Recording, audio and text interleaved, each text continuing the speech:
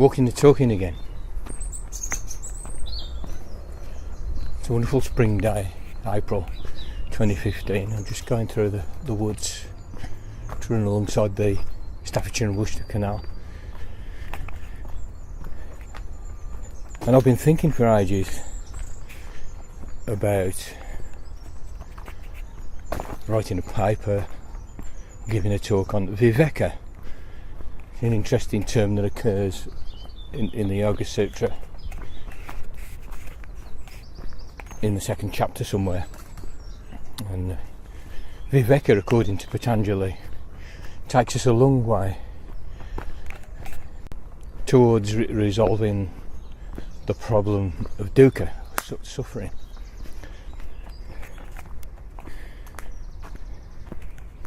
And the application of viveka is meant to lead to a kind of knowledge. Now, viveka usually gets translated as discrimination or discriminative awareness.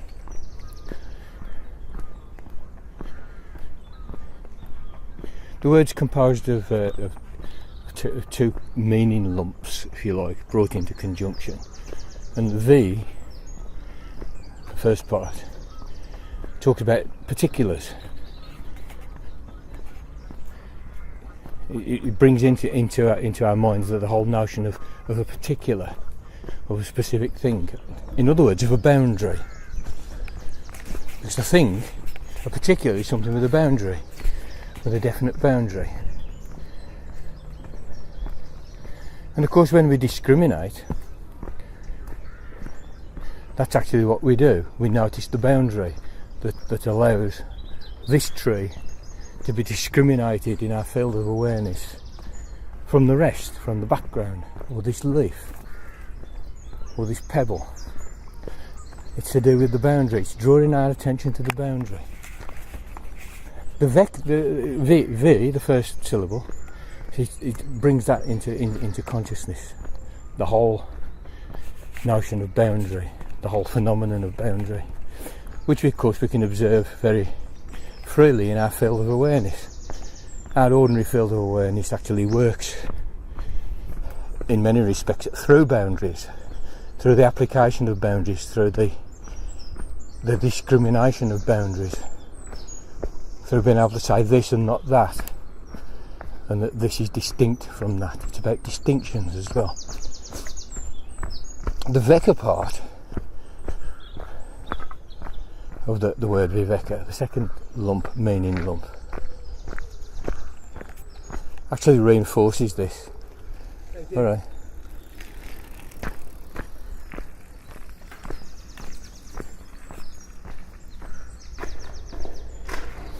And it reiterates the notion that the first syllable has given us, and it is just viveka is a kind of particular, a kind of awareness of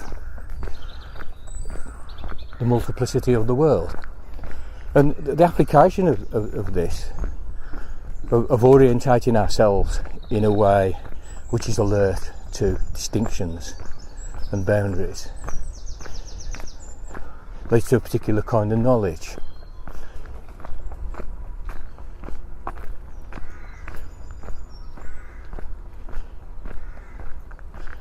So here's the equation, and it's an equation we meet on a few occasions in the Yoga Sutra. And the equation is that a certain style of awareness leads to a particular kind of knowledge, which leads to some mitigation of suffering, of dukkha.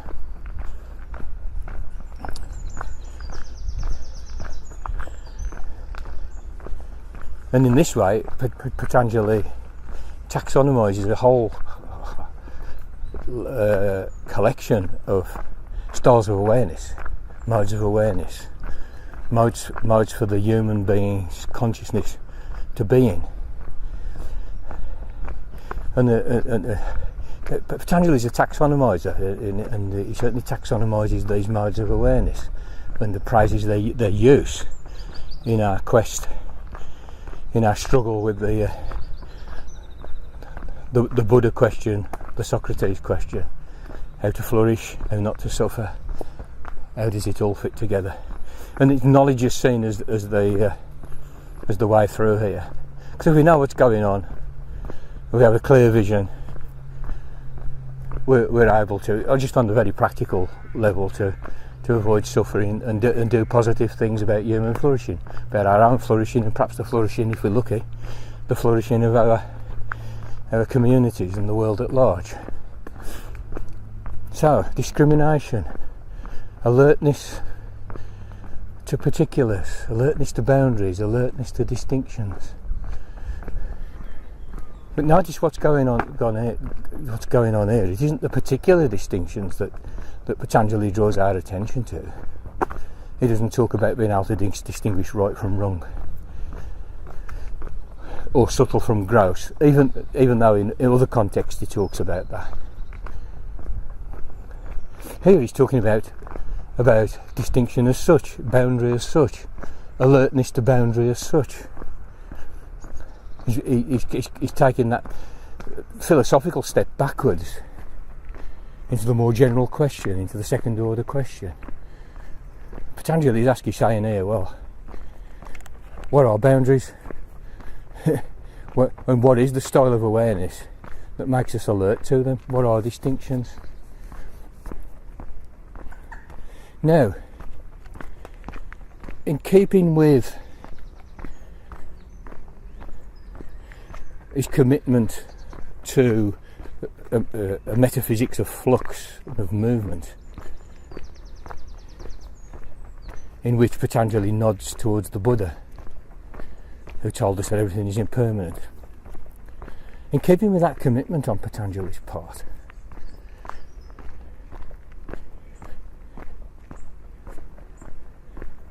we have to suspect that he sees distinctions and boundaries actually in flux.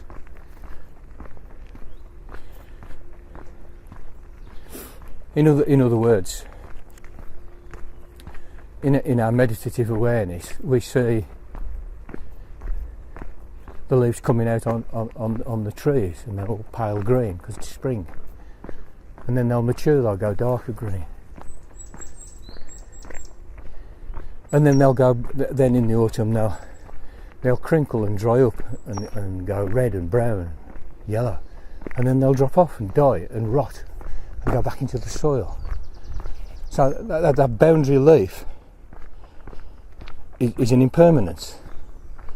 Not only is it an impermanence, but it's, even during its lifetime, it's changing, it's moving, it's shrinking, it's expanding, and so on. And the leaf becomes distinct, and then becomes distinct in another way, then in another way, and then becomes less distinct, and then merges back into the new entity, the soil, which again has its own boundary. So what you perceive with viveka, as well as useful stuff about subtle gradations of consciousness, is useful, and he does talk about that. But also we see our attention is drawn to boundary and distinction itself, and we see that it's dancing, it's moving. And the field of awareness, our field of awareness, is full of dance and movement, and the dissolution and creation and dissolution again of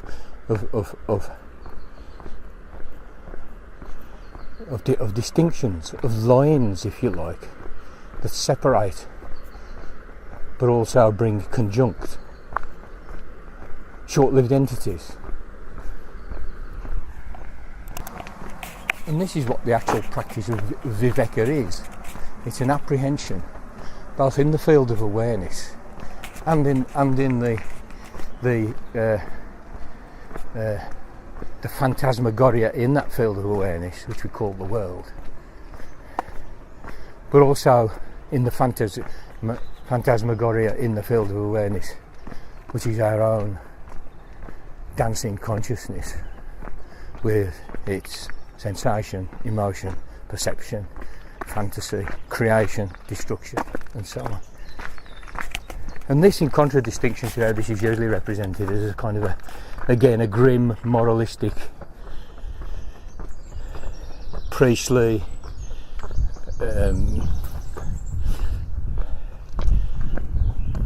somewhat ideological and polemical practice of distinguishing the worthy from the unworthy, the true from the untrue, from vidya from avidya.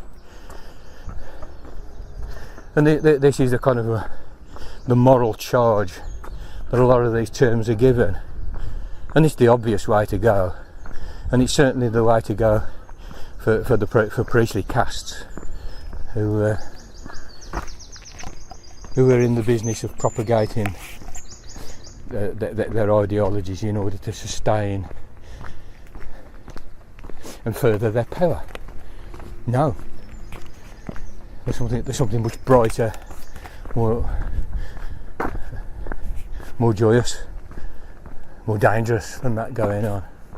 Viveka is about encountering the flux, considering boundaries and see them dance, and also seeing the extent to which they are created in the field of awareness, and they are destroyed in the field of awareness. There's a sense in which boundaries are made by us, but not just by us in interaction with the world, which is what our field of awareness is. It's us, and it's the complete process of self and world, in which the terms self and world are mere expedients and don't actually really denote anything absolute at all. They're just kind of ways of talking. So Viveka shows you that all there is this dance, and the figures in this dance are the boundary lines or the distinction lines that are thickening and establishing themselves and then dissolving and going through whole hosts of transformations, and in interaction with other transformations. So we have events and transformations interacting and colliding with events and transformations, and Viveka is the practice of being with that very deeply, very deeply.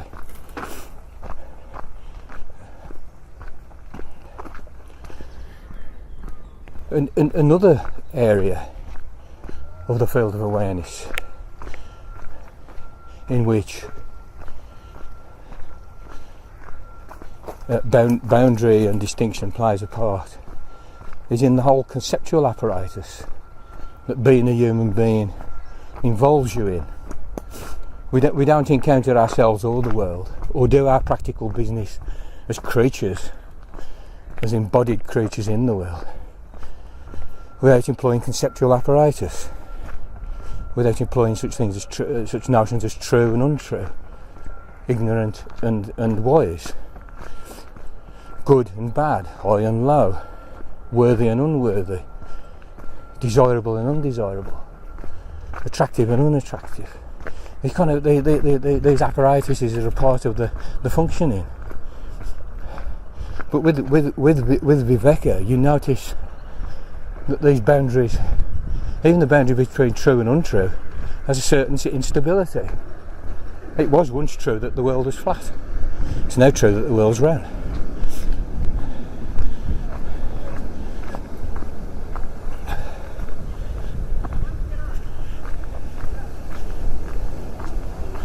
It was once true that the Earth was at the centre of the universe. It was considered true, is what I mean, of course, by true. And then it was considered true on the basis of evidence that the sun was at the centre of the universe and not the Earth.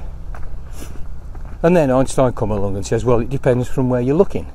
If you're looking from one place, it's the Earth's the centre, because you designate it the centre in order to make your measurements. Or you designate the sun the centre, or you designate the galactic centre as the centre, or the centre of the cluster of galaxies as the centre, and that centrality became a matter of designation for purposes of measurement.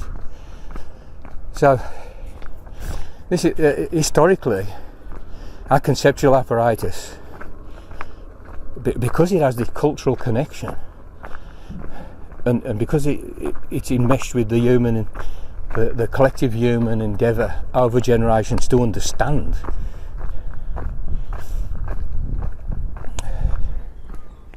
that this conceptual apparatus is itself in flux. It's moving, it's dancing. The boundaries which it employs in order to demark its concepts and give a sense of the direction in which they may be used is itself dancing and moving. Again, viveka can be applied on this scholarly scale of world history, or the development of science, because what we're considering there is the movement and the shift of the boundaries in our conceptual apparatus over time as a collectivity and as an animal species of an unusual kind. So it works all over the place, this yogic technique of discrimination. But it also gives us an immense amount of creative freedom, because we realise when we take a clear meditative look at the boundaries that we employ and at the dance of boundaries and distinctions, which is the more general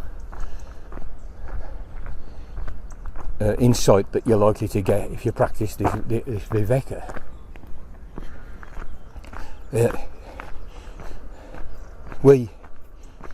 In employing it, we come to realise that it's actually immensely creative, because you can playfully shift the boundaries to see, particularly in your own conceptual apparatus, you can push them around. You can move them, you can shift them to see what will happen. They become a field of experiment, and I'd put it to people that field of experiment is art, it's creativity. So viveka not only helps us to become less ignorant and therefore to suffer less, probably in a very practical way, it also opens up a field of creativity. And the core realisation there is the creative role which our organisms, in their relationship to the world, play in giving us the experience that we get. Now, I'm not saying that kind of stupid thing, that we manufacture the world every 40 minutes. I mean, there is a big sticky solid universe, kids. It's not all a phantasmagoria of some imagination, whether your personal imagination or some cosmic imagination. It's stuff, man.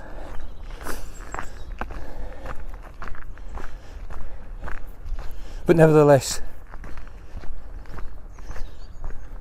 the human organism can only exist in relationship to it, to all the stuff of things, through its own creativity. And that creativity is a kind of a making sense of. As individual human beings, forgetting all the cosmic stuff for a minute and the unity and the attempt to think purely in terms of progress, forget that for a minute. Just as concrete human beings as living human beings, suffering, feeling and perceiving.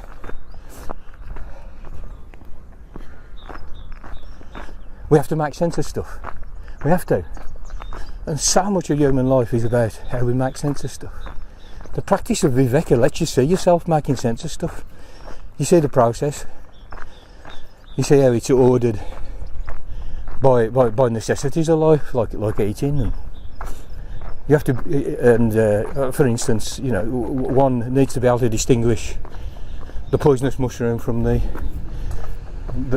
edible mushroom, or the tasty fish from the nasty bitter fish.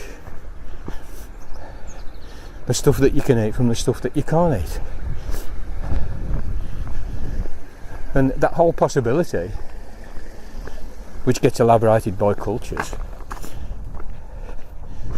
depends entirely on our ability to discern boundaries in the flux of things, distinctions in the flux of things. But you can see that and realise that it's partly your own doing. And that it's something that is shifting.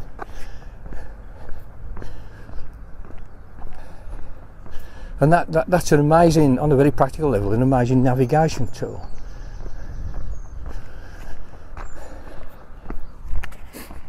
So, viveka, I heartily recommend it, as I've outlined it, certainly. I would certainly advise people to steer clear from an austere reading of it as some kind of project of moral polishing of the soul. It's not that. It's much. It goes much further than that. That's a silly little piece of cultural superstition. Much further than that it goes.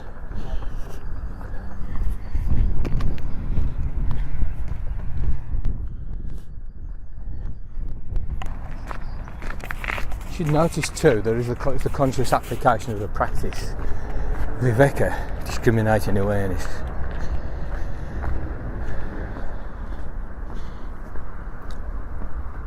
Is applicable across the board of human experience, whether it's the conceptual playing of the scholar and philosopher on the one hand, right the way to the mystic who's wanting to find only the dance. He himself's the dance, the world itself is the dance, there is only the dance. Because what is it to dance of? Viveka shows you what that dance is. It's boundaries, dissolving and forming. It's a great swirling pattern, which we call existence. And everything in between is grist to the mill of viveka, right down to the emotional life of an individual human being. Again, you can see this stuff in action. I mean, what it will tell you is that you find, for instance, a sorrowful emotion that's quite overwhelming. But with viveka, you see that its boundary is already dissolving. You see it forming, you see it dissolving. And only under the imperative of the movement of everything, of the dance of everything. And just on that very, very practical existential level, one then has a much lighter touch with one's lived experience as a concrete human individual, with all its pains and sorrows. There's no need to grip onto everything, because it's already loosened its grip on you.